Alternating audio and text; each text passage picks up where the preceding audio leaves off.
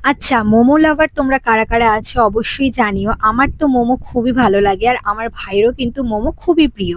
তো বাইরে বেরিয়ে কিন্তু প্রথমেই আমরা মোমো খেয়ে নিয়েছিলাম আর তারপরে গিয়েছিলাম একটু শপিং করতে।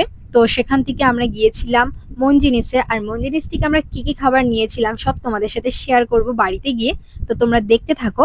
তো আমার তো চিকেন 65টা খুবই ভালো লাগে।